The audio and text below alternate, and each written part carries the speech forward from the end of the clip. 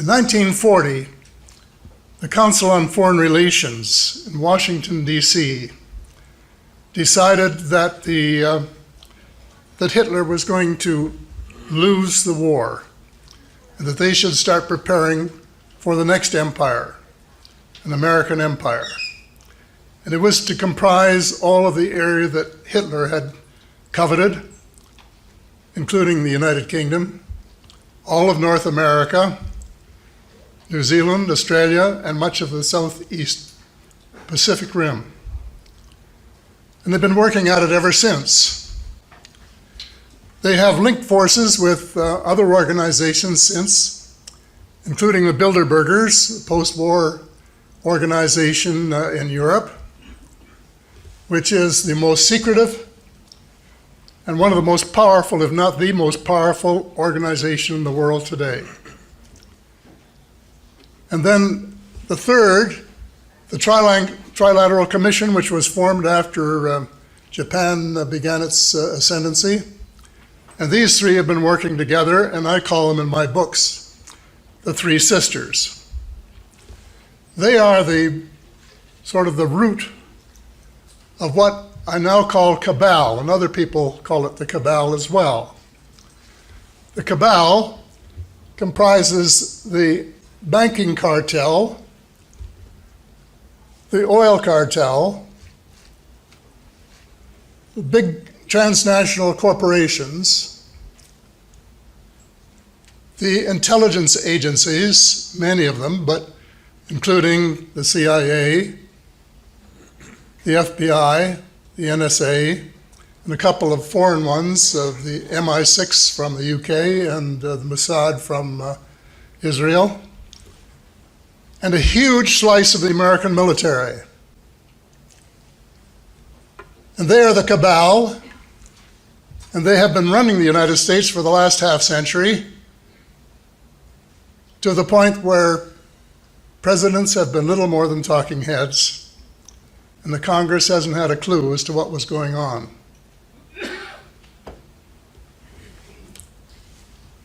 After World War II, there was an operation called Operation Paperclip, which was approved by President Truman to bring Nazi scientists to the United States to help, presumably in the Cold War that would ensue. President Truman agreed on the condition that none of the scientists were to have been active members of the Nazi Party. The armed forces who were doing the invitation, the Army in particular, paid no attention to the president. As a former Minister of National Defense, I know how that works. And they recruited the ones they wanted. They gave them new names, new histories, and high-ranking jobs in the United States in the military and civil establishments. They were working on missiles and new weapon systems of various kinds. Well, then after the two crashes at Roswell, two UFO crashes at Roswell on July the 4th, 1947, one of the machines was sufficiently intact to be recovered, and they began back engineering that. Before long, they moved the operation to Nevada. And the president then was Eisenhower, and he wanted to know what they were doing out there, and they wouldn't tell him. So he threatened to send in the First Army from Colorado. They capitulated and allowed him to send 4 trusted members of the CIA to visit Colorado and see what was going on. Well, what was going on was exactly what they really expected, and that is the back engineering of one of the vehicles from the Roswell area. I don't think there's been a president since, well, actually Truman, who has really been in the loop totally. President Eisenhower vented his frustration in his final speech to the American people at the time he was retiring from public life. He said, "Beware of the military-industrial complex." And the problem is we have paid no attention to him. An eyewitness who had worked in the company of President Eisenhower said what he was really concerned about was that the ET file had fallen into the wrong hands. And that's what he was really concerned about, and I wish he had said it. But that's, I guess, when the cover-up really got underway in earnest. Well, a lot of water has gone under the bridge since then. This cabal, their end game, is a world government. They're calling it the New World Order, which is unelected and accountable only to them. That's what they're doing. And they're well on the road to do it. And you know,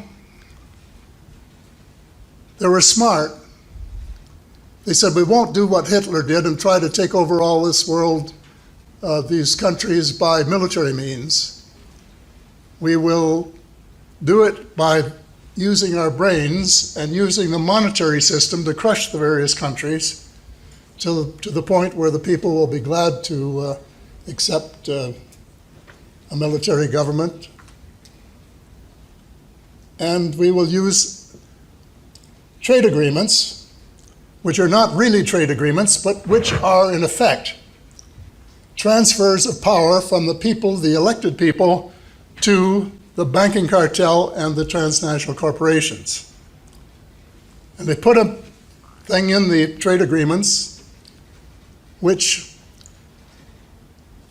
is called the dispute settlement mechanism. And it actually works this way, that if any government, like a provincial government in Canada or a state government in the United States, does something that affects the profits or potential profits of a foreign company, they can sue the government of Canada for lost profits or even lost potential profits, can you believe? They have more rights in Canada than Canadian citizens, and of course it works the same way with the United States. It's wrong in principle. Two final words. The reason they don't want us to know what they're doing is because of too many of us knew what they were doing. They might not be able to get away with it. And the reason that you don't read about it is that if you get a copy of Daniel Estulin's most recent book, he was the writer of The True Story of the Bilderberger. There are several pages, chapter and verse, that show that every major news outlet in the English-speaking world is controlled by a Bilderberger. Thank you very much. So we're going to start in South Texas, and as we could see, the flooding that has been hammering that area, the worst flooding since Harvey last year, has led to enormous sinkholes. And just look at this picture. This picture says a great deal about what we have going on right here. It's incredible. We're seeing things like this all over the country and all over the world, as we were saying yesterday. As this title right here says, from ABC 13, flooding in parts of South Texas create large sinkholes.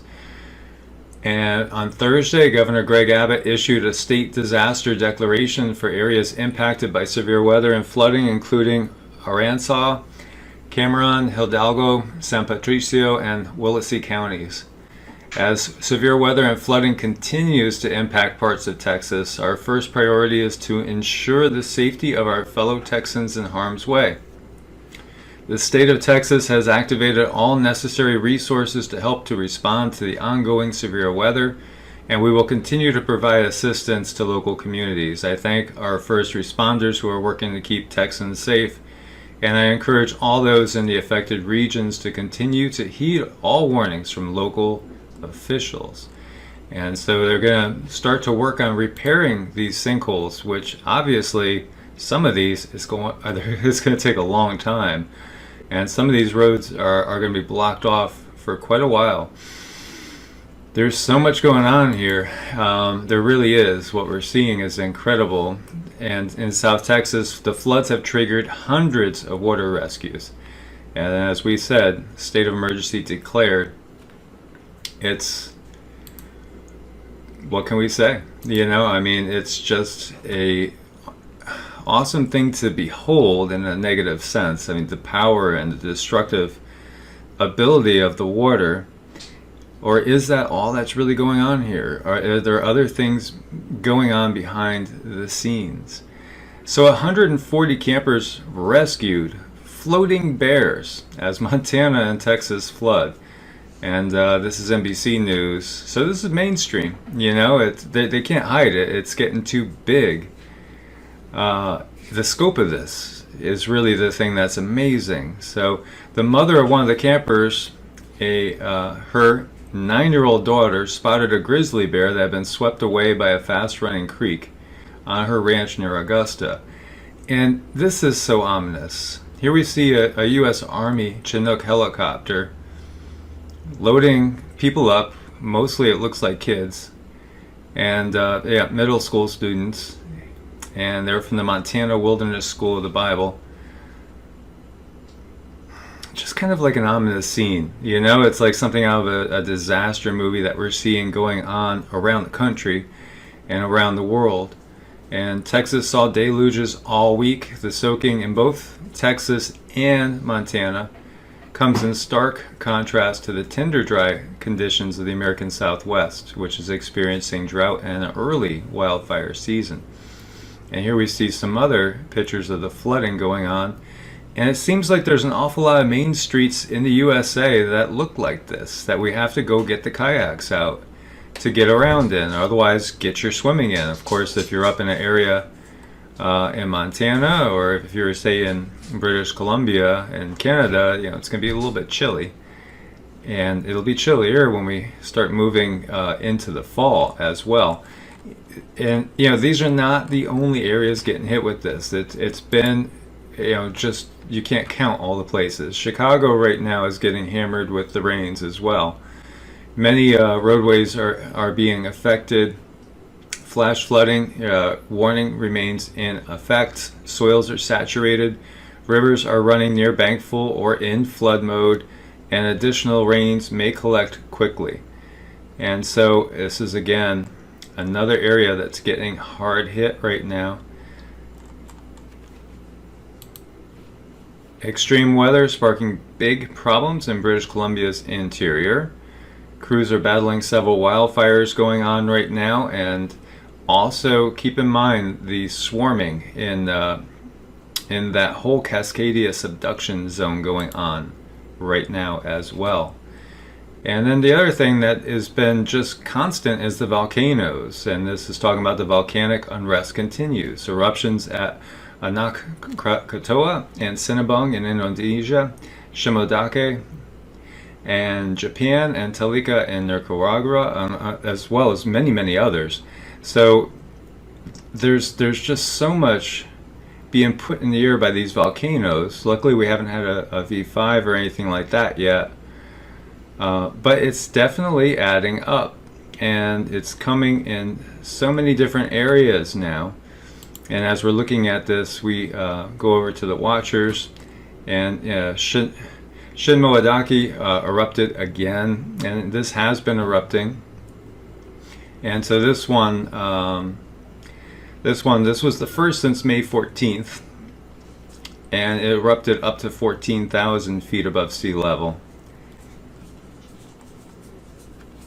And so we can definitely expect it's going to add to the grand solar minimum and the cooling that we're seeing. And if you bet for a 5.3 volcanic eruption at Hawaii's Big Island yesterday, we were actually wrong. It's a 5.4. So hey, they're acknowledging a small increase. But as we can see, this is now the, I believe, 12th day in a row of something around that 5.3 or 5.4. And really, it goes back even farther if we start going into the 5.2s. I mean, generally, there's been an eruption almost every single day like clockwork. And the situation there is so far from over. At the moment, you have 645 quakes in 24 hours after the eruption. And as we could see, it's building up rapidly. And actually, it's spreading into some areas that we haven't seen so many when we look at it, coming more across to the northwestern part. And these are very close to Mauna Loa, although they are relatively far down, not above sea level. But you can see this is just, it keeps slowly increasing. It keeps slowly building. So Hawaii is nowhere near done. Nowhere near at all. And we're just taking a quick peek around the Ring of Fire. We see a lack right now in Japan. So that area we should note for potential. And pretty much typical ones. This is the 6.1 we talked about last night in Vanuatu. 5.4 Tonga, 4.9 New Zealand, and 4.6 in New Zealand. Going on across, we have a 5.7 Argentina, 4.7 in Chile, and another 4.7 in Chile as well. So this is really pretty scary, and especially when, if you guys remember, I was telling you about a source that was telling me that they've kind of upped the ante in the chemtrails and what they're spraying, and the source said that zombie warning that came out was actually white hats giving a heads up that, and this is the zombie warning that came out in Florida, where it was saying zombie alert, like zombies have been sighted, and then warning about Terminus. And Terminus was in Walking Dead. It was that place that was supposed to be a place of hope. And so, the cast of characters in Walking Dead were making their way to Terminus in the hopes that this is a human civilization that's going to take them in and shelter them, and things are going to start to get better. And when they got there, really what it was humans bringing other humans in and then killing them and turning them into food. So it was not a good situation. And so that warning appeared, and it was very, very ominous. And the source says that what it is a warning from the white hats that they are putting viruses and things in the chemtrails that are going to lead to different illnesses, in particularly ones that are going to affect the frontal lobe and cause zombie-like conditions. And it made me think about that amoeba situation where they found those amoebas in Louisiana that will actually go into the brain, and not a good thing. But here we have 33 children examined after getting sick at Lake Placid 4-H camp. And this is here in Florida. And so it's interesting, the numerology. We have 33, right? 33 is a very significant number, and it's 33 is the age that Christ was when he died, supposedly. 33rd degree Mason, like the highest level. There's so much with it. And then numerologically, 3 plus 3 equals 6, which in some circles is kind of a divine imperfection, or more of a ominous number, as we know with 666. And so this is just something that felt a little bit ominous to me that I wanted to point out to you guys. 3 adults also fell ill. So you have 33 kids and 3 adults. And 333, then you add that together, that's 9. That's completion in numerology. Very interesting. The victims suffered a range of symptoms from fever to nausea and vomiting. It's a medical mystery. And the emergency crews realized how bad it became among the group when a child passed out on Thursday. So a county spokesman said crews blocked off the area where they know a majority of the patients came sick. Altogether, there were about 120 kids, and 1 plus 2 equals 3, at the youth camp, and their ages ranged from 8 to 15 years. And it said Heather Kent, an interim associate state 4-H program leader. So, just kind of ominous. And it's not the only thing that's like ominous. There's a lot of ominous signs out there. First human case of virus spread by mosquitoes reported in Florida. Here's Florida again. And it's mosquito season, and it's almost impossible to avoid being bitten. Concerns about mosquito-borne viruses like Zika and West Nile are renewed each year, but a mosquito-borne disease thought to only be transmitted to animals seems to have jumped the barrier to humans. Scientists first discovered the Keystone virus in the Keystone area of Tampa 50 years ago. The first known case of the disease was identified in North Florida, but it took doctors a year to make the diagnosis. Doctors say there were likely to be other undiagnosed cases before this one, and so there's a reasonable chance that there's a number of cases out there. The patient is a 16-year-old boy, and after attending band camp in North Florida last summer, he went to a walk-in clinic complaining of fever and a severe rash. The teen exhibited only mild symptoms. Doctors tested him for various pathogens, including Zika, but nothing came back positive. After a year investigating, finally they figured out it was the Keystone virus. And so they suspect a lot of other people across the Southeast may have the virus but have not been diagnosed. And so in mosquitoes, the virus has shown up from Chesapeake Bay to Florida all the way